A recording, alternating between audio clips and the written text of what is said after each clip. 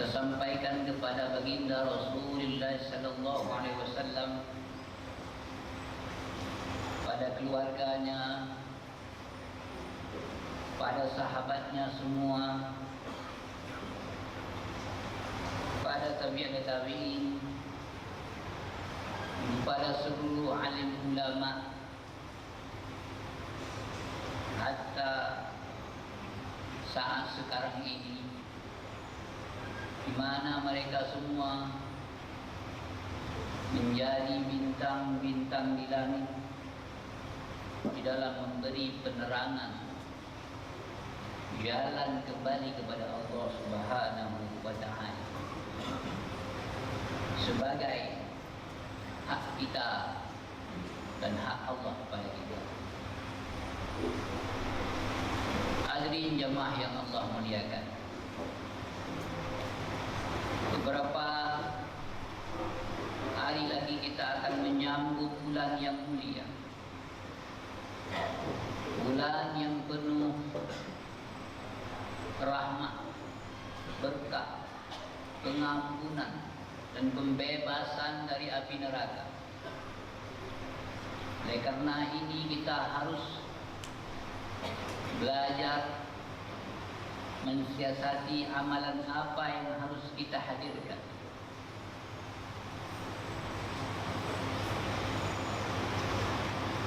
Oleh karenanya Al-Tib melihat merasa perlu pada hari yang berbahagia ini kita berbicara tentang kalimah thayyibah. Urang Aceh ni pegang kalimah thayyibahnya bekai tamati.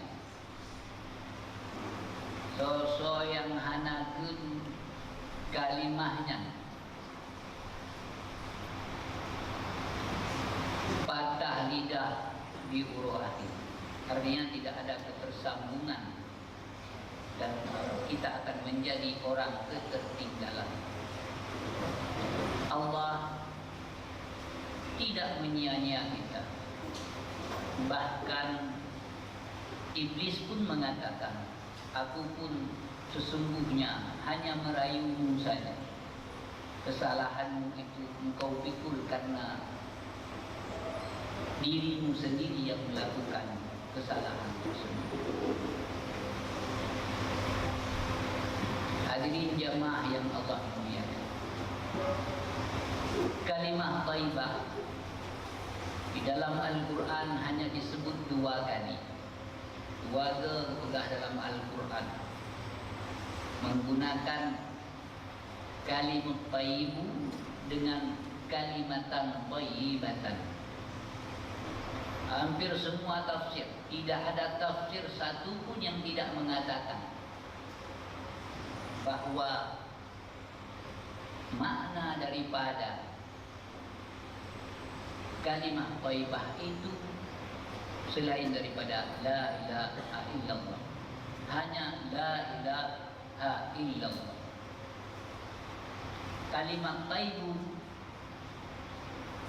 dan kalimat thayyibah maknanya adalah sepakat para alim ulama la ilaha illallah, karena dia seafdal amal, bukan seafdal zikir. Dan yang mendekati amal zikir tersebut solat, membaca Al-Quran. Karena di dalam beberapa hadis dikatakan solat itu zikir dan membaca Al-Quran juga zikir. Dan ketika kita menzikir, niat seperti kita membaca Al-Quran.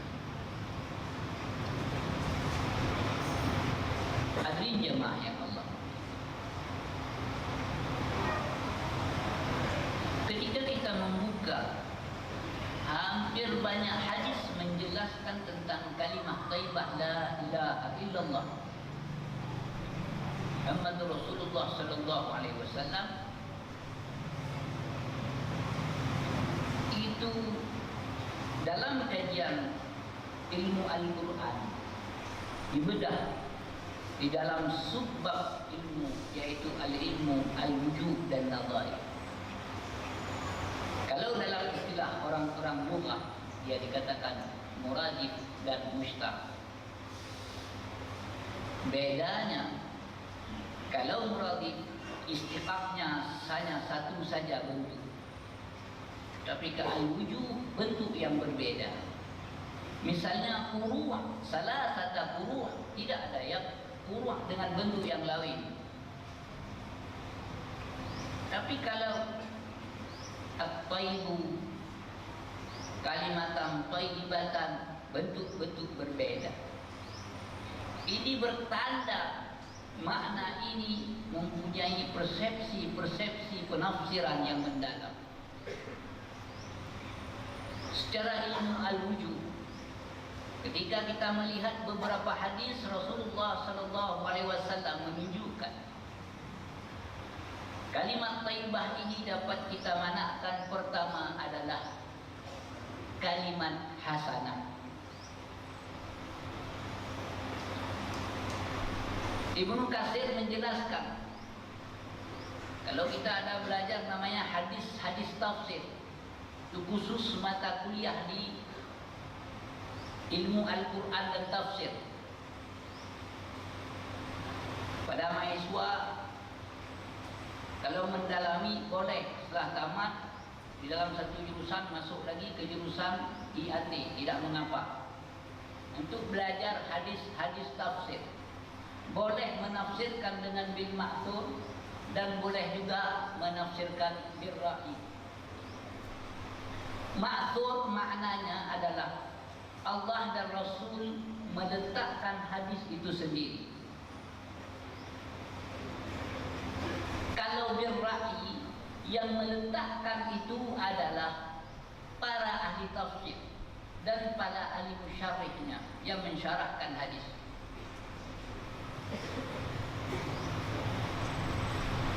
Jadi orang-orang yang mensyarahkan hadis, syarih ini meletakkan hadis ini sebagai ini karena kesesuaian uslub, kesesuaian makna dan sebagainya. Peletakan hadis untuk makna demikian disebut tafsir bil ra'i. Jadi tafsir bil ra'i bukan berpikir dengan akal tidak ada hadis, itu salah. Tidak ada umat Islam berpikir tidak ada hadis, bohong. Wa makar Allah, engkau bohong Allah.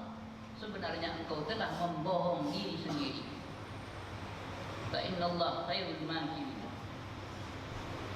Ana Islam, hana sedikit, hana dasar. Karena urung hanamat dasar dulu, hanamat Quran, hanamat hadis, nyan urung berpikir tanpa dasar. Itu dasar. Maka dasar selanjutnya boleh dikembangkan. Karena dia tidak mengetahui dasar, diperpinjamlah ilmu akal dan budi, atau ilmu dan akal rasional. Dan keduanya, akal itu menghendaki dekat. Akal pada sifat aslinya itu adalah pelita hati. Maka berpikir disebut pelita hati. Banyak-banyak berpikir. Dan ilmu itu cahaya di dalam hati. Banyak-banyak menuntut dan belajar ilmu pengetahuan. Namun ketahuilah, di sisi lain, akal yang dibalut oleh nafsu itu menghendaki jauh, dan ilmu menghendaki ketertutupan. Seberapa banyak spekulasi logika karena dia tidak dapat menebak hak, dan seberapa banyak orang mengukur, menyipat, mempergunakan alat-alat bantu karena dia tidak dapat mengatakan ini satu kebenaran yang pasti. Keduanya spekulasi ilmu dan spekulasi logika. Karena ilmu menghendaki dekat, dan dekat selalu bisa menjadi ketertutupan karena ada nafsu. Seberapa banyak orang dikasih ilmu sesat, seberapa banyak orang dikasih logika menjadi jauh dan ateis. Rana ada qulubihim, kelihatannya dia memandang yang baik terkadang salah, melihat yang salah terkadang baik. Oleh karena itu, akal dan budi, dikata Hamzah Fansudi di dalam kitab Zinatul Muhaidin, tidak sah mendapatkan hak, karena ia satu jauh dan satu keterdudukan. Oleh karena itu banyak amat. Oleh karena itu kalimat thayyibah ini maknanya kalimat amal atau kalimat hasanah.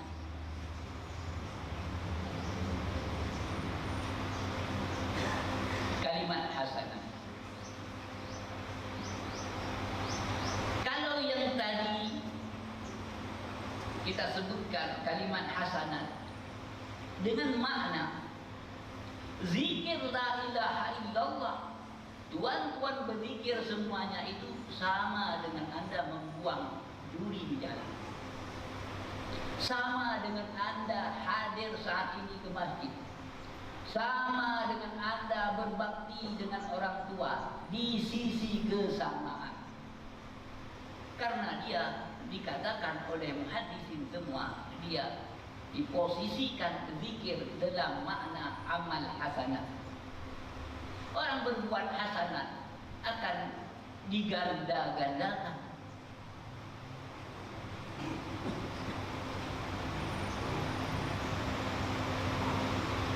Hadirin jemaah yang Allah muliakan. Oleh karena itu, jangan jadikan amalan zikir itu sebagai amalan hasanah, tapi jadikan dia zikir. Kenapa demikian? Karena amalan tadi dihiasi oleh sedikit nafsu,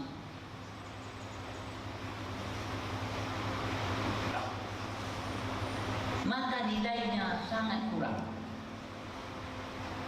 bahkan dia lalai. Oleh karenanya, berzikir la ilaha illallah ini kita harus dalam makna zikir. Apa itu zikir? Dia maknanya meniadakan kelalaian. Ingat, tiada lalai. Dulu saya pernah mengusulkan pada rektor UIN Araniri, sebelum beliau atau baru-baru beliau diangkat, kami menemukan rektor UIN Araniri. Kami pernah mengusulkan kalau bisa amalan-amalan di UIN ini ada, tidak hanya berpikir dalam konsep ilmu dan akal, karena akal jauh dan amal menghendaki ketertutupan dan tertutup itu kafir. Karena kafara maknanya khatama, khatama maknanya rana, pelaku kafara maknanya kafir. Dia mesti ada amal. Misalnya siang-siang kita menghidupkan tip, kita sambungkan tali mik sini dengan rapi, kita katakan seluruh fakultas ada ngaji. Berarti ada amal. Pasti orang tu paham. Ini pendahulu luhur pergi ke sini. Kantor-kantor. Masuk amalan dia. Pergi.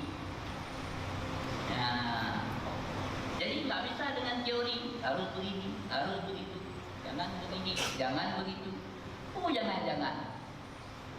Serabu tapis. Yang tu nafsu jatuh kubur Tuhan yang terapa.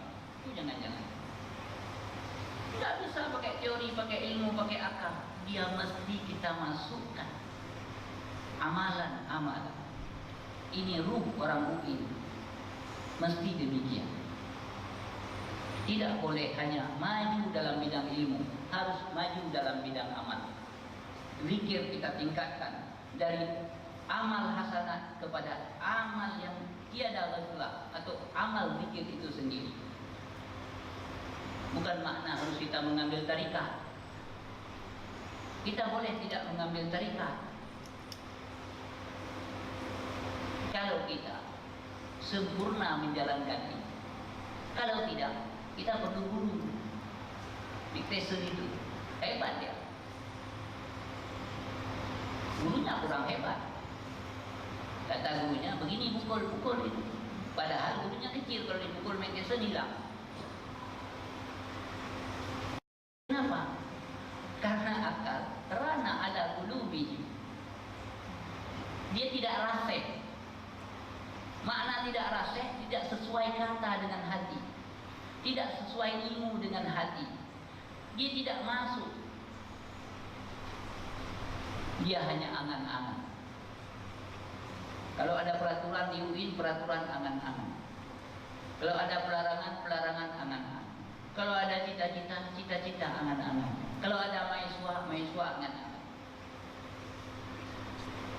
Seperti kalimat thayyibah dan kalimat khabisah, akarnya tidak menunjang ke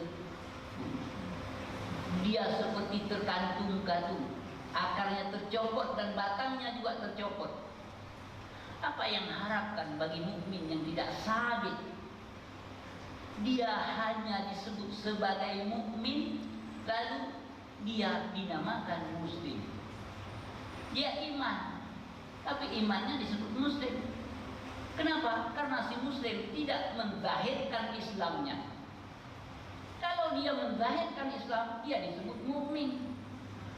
Kalau si mukmin menzahirkan tauhidnya, disebut muslim.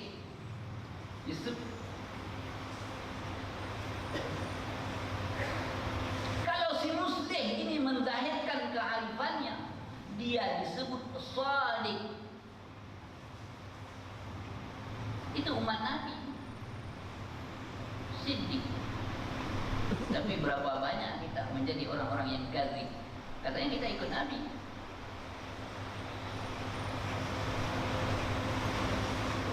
Jadi kalimat ini nggak bisa dengan kalimat amal biasa kita berzikir. Lalu kita lalai, ghaflah. Makna ghaflahnya roh beroi, badan beroi, ilmu beroi, roh beroi, tidak menyatu. Roh kita dibalut oleh nafsu. Maka kita harus berzikir la ilaha illallah dengan makna teringat gitu.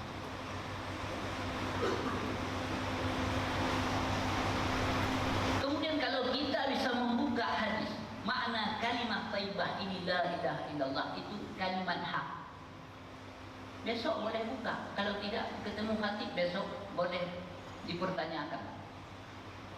Hati memang tidak punya pengetahuan. Kalau dosen-dosen terbodoh di UI dan ketertinggalan.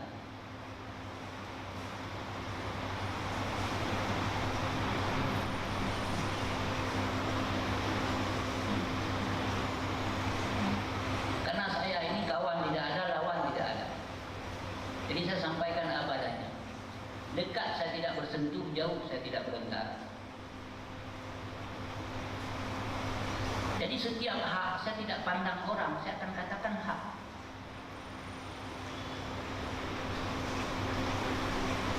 Karena ini perbaikan, ini tingkat kualitas. Jadi kita harus menaikkan zikir dari zikir ghaflah ini, zikir kedekatan. Makna hak itu, makna hakikat, maknanya tipis hijab dengan hak, kedekatan. Misalnya kita mama kita jauh, kita rasa dekat, telepon seperti dekat gitu. Tapi kita dekat, tapi nggak pernah kita tegur, marah dan sebagainya. Tapi ini kedekatan. Jadi orang-orang menemukan hakikat dalam amal, di dalam berzikir. Pertama dia itu dekat, merasa dekat, sabit dan pasti tidak ragu-ragu. Yakin dia. Kalau dia berzikir itu rasanya zuk dan a'yan, bukan menang putat hati kepada Abu yang muda wali.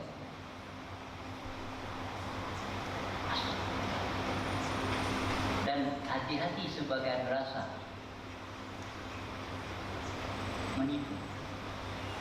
Ada harta tadi aja talbis iblis.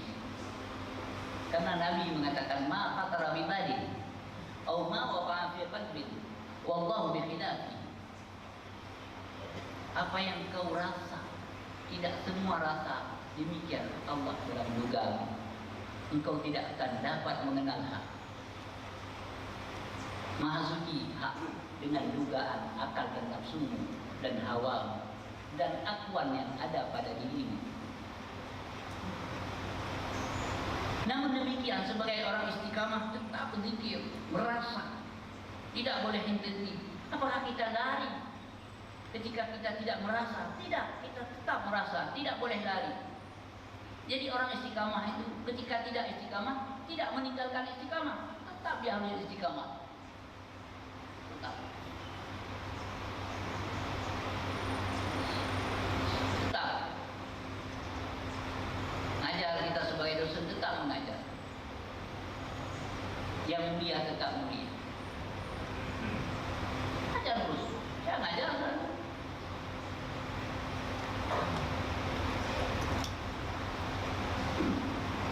Karena puas kita melihat amal, melihat hak. Jadi makna hak itu ketika kita berzikir dekat, sangat dekat. Kalau Nabi dikatakan ketika dekat dikatakan dana fatadalla fakana qaba qausaini au adna. Itu sangat dekat, tipis hijab dengan hak.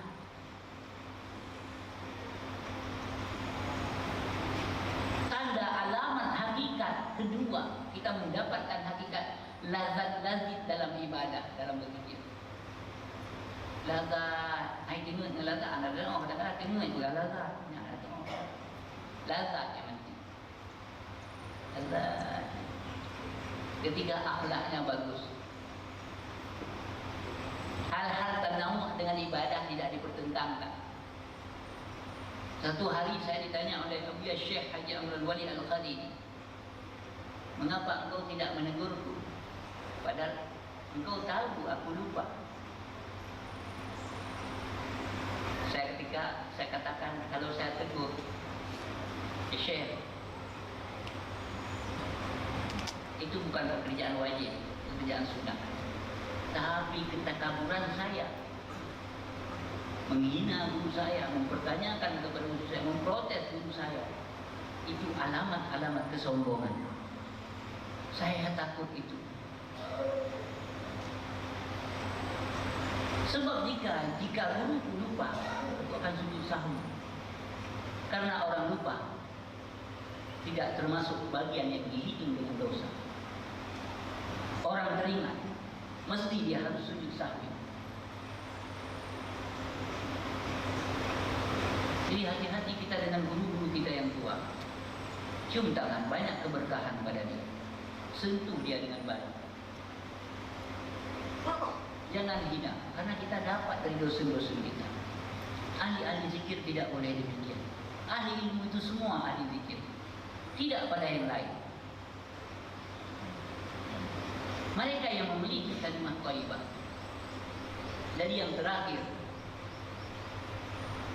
makna kalimat thayyibah ini adalah kalimat tauhid.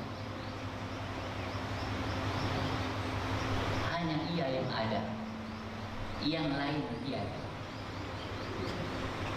Kalau ia muncul, hilanglah keakuan diri kita, akuan resam kita, resam ilmu, resam ijab, resam segala-galanya hanya. Segala kamulan kesempurnaan, wajah wajihiyah terbalut dalam kesempurnaannya dan hilang. Jika tidak demikian, maka di dunia ini kita juga tidak akan dapat mengenal hak.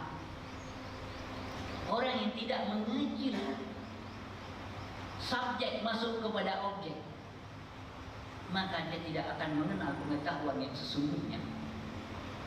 Hampir banyak orang peneliti, terkadang dia pura-pura bodoh, tetapi dia bukan bodoh. Dia masuk ke dalam. Kalau sifat lebih besar daripada Allah, dia tidak bisa masuk. Tidak bisa menyatu. Baru bisa menyatu sifatnya hilang. Ia satu, maknanya tafrid. Jadi bukan menyatu seperti menyatu tubuh. Apalagi kita dengan Allah. Kita dengan kita nggak bisa menyatu. Jadi wahdah wujud demikian makna. Bukan makna yang kau pahami dari buku-buku orientalis yang hampir mengadu domba banyak umat Islam. Tanam dengan ibadah menjadi persoalan-persoalan. Kebaikan muslim tidak terlihat. Tidak pernah ditanyakan apakah ini Ahlussunnah wal Jamaah, tidak pernah. Apakah ini Wahabi, tidak pernah. persoalan-persoalan khilafiyah itu ada amir yang menetapkan. Kalau amir di Aceh mengatakan waktu masalah kunut semua harus kunut, taat kepada amir. Kenapa kita protes untuk sholat? Orang sholat dia protes, kedengkian ada di dalam hati, keburukan melihat keluar, tidak sah imannya, kacau dalam kehidupannya, tidak ada hasanah. Orang ngangkang besar-besar kita susah, ini ngangkangnya susah kita. Kenapa dia ngangkang? Kecuali persoalan-persoalan yang ijtimai, yang harus diputuskan oleh amri minggu, ikut oleh amri minggu, ikut ulama-ulama. Jangan membuat kita keributan. Karena terkadang kita berpikir hanya dengan istidrak logika, dengan ilmu yang meraba-raba. Jadi ini zikir harus arif. Ini demikian orang arif. Jadi zikir pada tingkat arif. Hilang keakuan diri, hilang ananiah diri, melihat kebaikan orang lain, melihat kesempurnaan orang lain. Ini hidup yang paling indah. Demikian kita mempergunakan kalimat thayyibah ini. Karena kalimat thayyibah ini kalimat yang mulia. Lillahil izzatu wa lirrasul. Kemuliaan ada Allah. Bagi orang yang menginginkan kemuliaan ini, maka kemuliaan ada hanya pada Allah. Dan kalimat thayyibah ini akan naik, akan menghubungkan hamba dengan Allah Subhanahu wa Ta'ala. Maka menjelang puasa, marilah kita meningkatkan kualitas la ilaha illallah. Tidak hanya seperti orang berzikir-zikir biasa, tapi zikir dalam zikir. Artinya zikir seperti orang-orang yang berjalan, dan berjalan hampir sangat dekat, tipis hijab dengan hak, dan hilang rasa wujud diri, seakan-akan dialah yang sesungguhnya melakukan. Wa la dzikrullah akbar. Hadirin jamaah yang Allah muliakan, demikianlah, mudah-mudahan bermanfaat untuk diri khatib dan untuk jamaah semua di dalam kita sama-sama menghadapi bulan Ramadan yang mulia ini.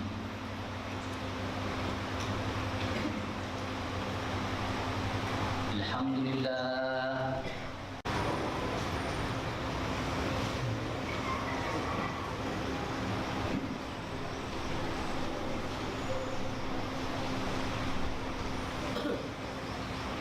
Alhamdulillah. Alhamdulillah Rabbil Alamin. Wa bihi nasta'in ala umuri dunya waddin, wa ala alihi wa sahbihi ajma'in, amma ba'd. Allahumma salli ala Sayyidina Muhammad wa ala ali Sayyidina Muhammad. Qala Allah Ta'ala fil Qur'anil Karim, a'udzu billahi minasy syaithanir rajim. Bismillahirrahmanirrahim. Man kana yuridul 'izzata falillahi al-'izzatu jami'an. Ilaihi yas'adul kalimu thayyib wa 'amalus salihu yarfa'u. Sadaqallahu al-'azim. Wa sadaqa rasulul karim. Wa nahnu 'ala dzalika minasy syahidin wasyakirin. Walhamdulillahi rabbil alamin. Hadirin jamaah Jumat yang Allah muliakan, marilah kita pada kesempatan yang berbahagia ini bersyukur kepada Allah Subhanahu wa Ta'ala. Dengan taufik dan inayah Allah Subhanahu wa Ta'ala, pada hari ini kita semua dapat menunaikan perintah Allah dan Rasul tentang fardunya atau fardhu Jumat. Salawat dan salam kita sampaikan kepada baginda Rasulullah sallallahu alaihi wasallam, pada keluarganya, pada sahabatnya semua, pada tabi'in, pada seluruh alim ulama, hatta saat sekarang ini, di mana mereka semua menjadi bintang-bintang di langit di dalam memberi penerangan jalan kembali kepada Allah Subhanahu wa Ta'ala sebagai hak kita dan hak Allah pada kita.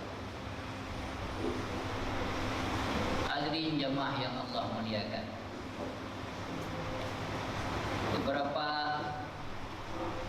hari lagi kita akan menyambut bulan yang mulia,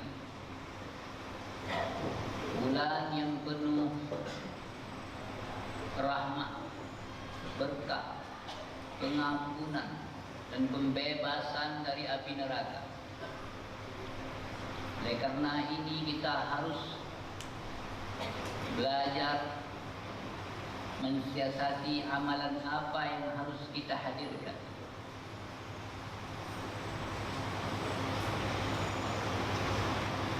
Oleh karenanya Al-Tib melihat merasa perlu pada hari yang berbahagia ini kita berbicara tentang kalimah thayyibah.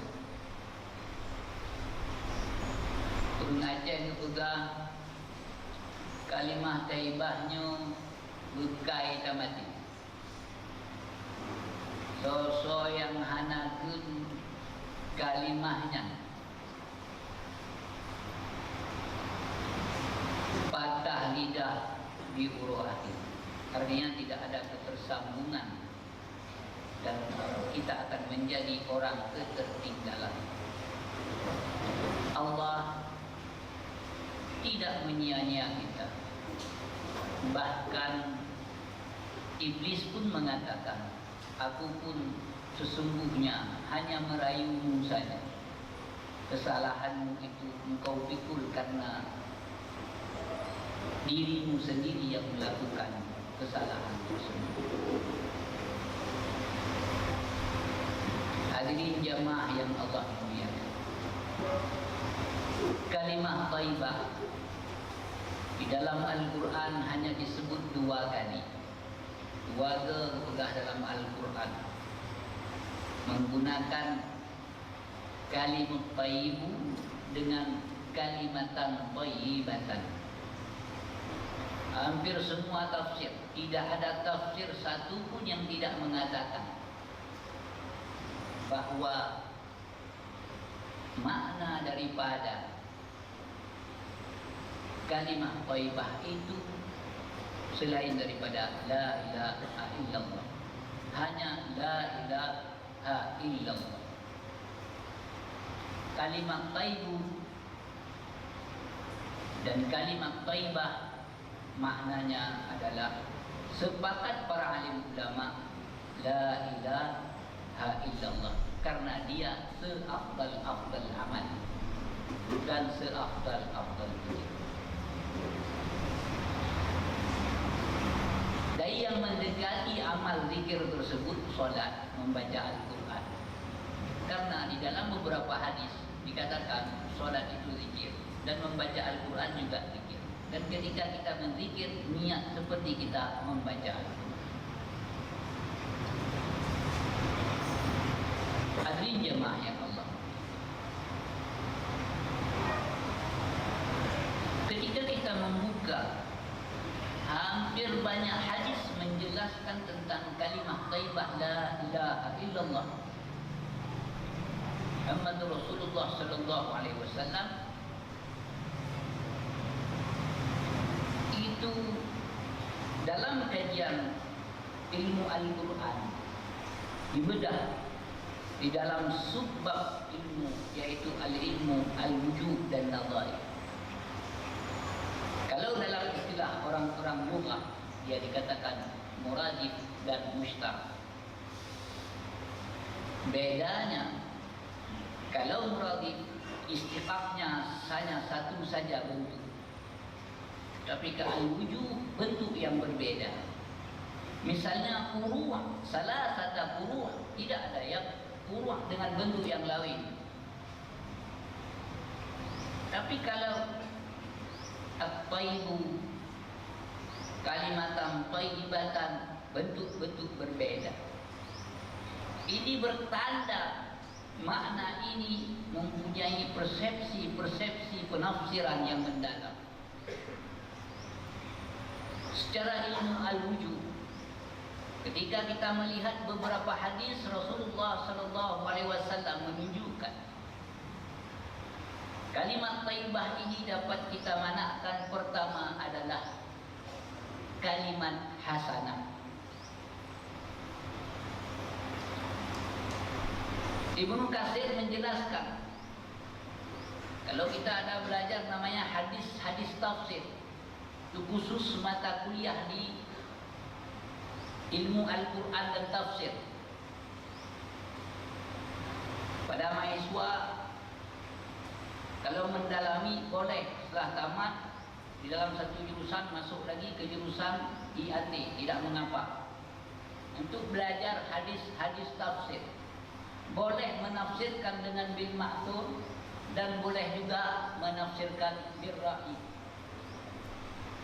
Ma'thur maknanya adalah Allah dan Rasul meletakkan hadis itu sendiri.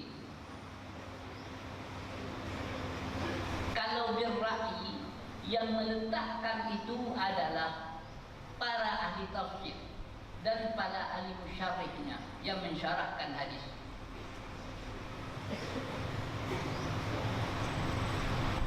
Jadi orang-orang yang mensyarahkan hadis, syarih ini meletakkan hadis ini sebagai ini karena kesesuaian uslub, kesesuaian makna dan sebagainya. Peletakan hadis untuk makna demikian disebut tafsir bil ra'i. Jadi tafsir bil ra'i bukan berpikir dengan akal tidak ada hadis, itu salah. Tidak ada umat Islam berpikir tidak ada hadis, bohong. Wa makar Allah, engkau bohong Allah. Sebenarnya engkau telah membohong diri sendiri. Fa innallaha khairul makirin. Hana ul Islam, hana sedikit, hana dasar. Karena urang hanamat dasar dulu, hanamat Quran, hanamat hadis, nya urang berpikir tanpa dasar. Itu dasar. Maka dasar selanjutnya boleh dikembangkan karena dia tidak mengetahui dasar, diperpinjamlah ilmu akal dan budi atau ilmu dan akal rasional. Dan keduanya, akal itu menghendaki dekat. Akal pada sifat aslinya itu adalah pelita hati, maka berpikir disebut pelita hati. Banyak-banyak berpikir. Dan ilmu itu cahaya di dalam hati. Banyak-banyak menuntut dan belajar ilmu pengetahuan. Namun ketahuilah, di sisi lain, akal yang dibalut oleh nafsu itu menghendaki jauh dan ilmu menghendaki ketertutupan.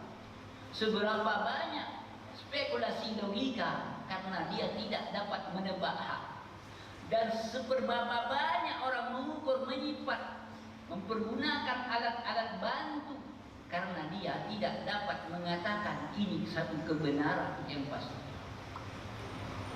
Keduanya spekulasi ilmu dan spekulasi logika. Karena ilmu menghendaki dekat, dan dekat selalu bisa menjadi ketertutupan karena ada nafsu. Seberapa banyak orang dikasih ilmu sesat, seberapa banyak orang dikasih logika menjadi jauh dan ateis. Rana ada qulubihim, kelihatannya dia memandang yang baik terkadang salah, melihat yang salah terkadang baik. Oleh karena itu, akal dan budi, dikata Hamzah Fansuri di dalam kitab Zinatul Muhaidin, tidak sah mendapatkan hak, karena ia satu jauh dan satu keterdudukan. Oleh karena itu banyak amat. Oleh karena itu kalimat thayyibah ini maknanya kalimat amal atau kalimat hasanat.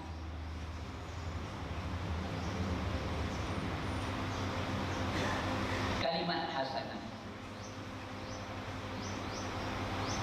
Kalau yang tadi kita sebutkan kalimat hasanat dengan makna zikir la ilaha illallah, tuan-tuan berzikir semuanya itu sama dengan Anda membuang duri di jalan, sama dengan Anda hadir saat ini ke masjid, sama dengan Anda berbakti dengan orang tua di sisi kesamaan.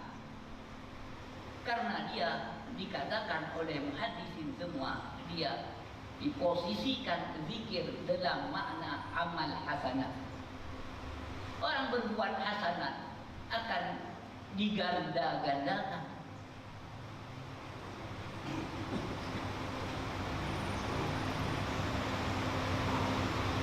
Hadirin jemaah yang Allah muliakan. Oleh karena itu, jangan jadikan amalan zikir itu sebagai amalan hasanah, tapi jadikan dia zikir. Kenapa demikian? Karena amalan tadi dihiasi oleh sedikit nafsu,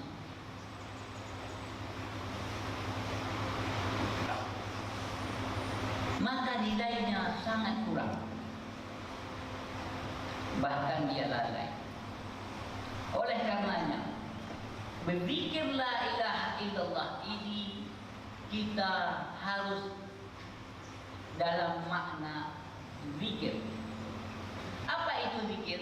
Dia maknanya meniadakan kelalaian. Ingat, tiada lalai.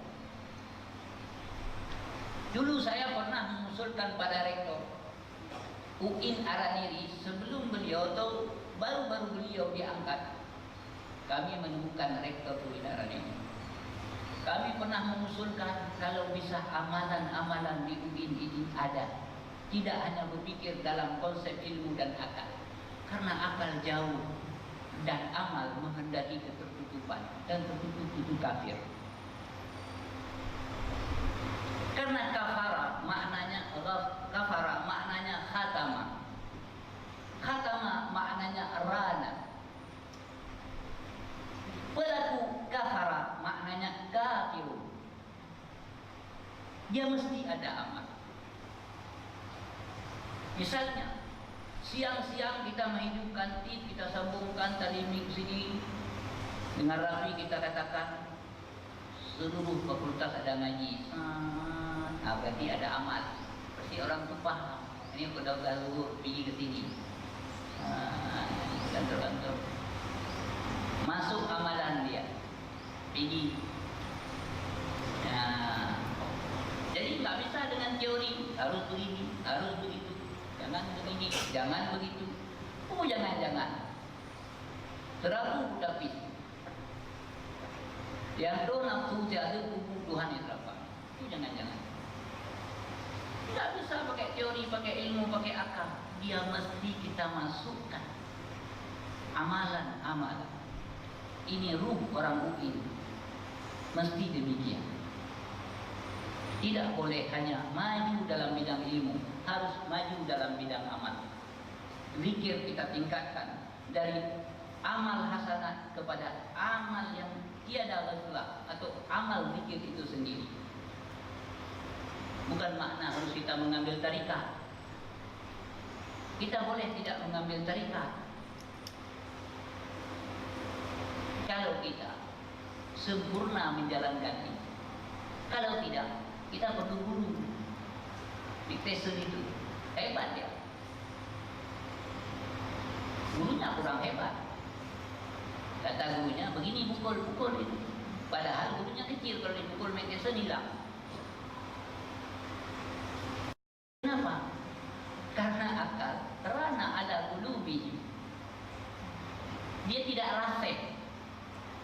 Makna tidak rasih, tidak sesuai kata dengan hati, tidak sesuai ilmu dengan hati. Dia tidak masuk. Dia hanya angan-angan. Kalau ada peraturan di UIN, peraturan angan-angan. Kalau ada pelarangan, pelarangan angan-angan. Kalau ada cita-cita, cita-cita angan-angan. Kalau ada mahasiswa, mahasiswa angan-angan.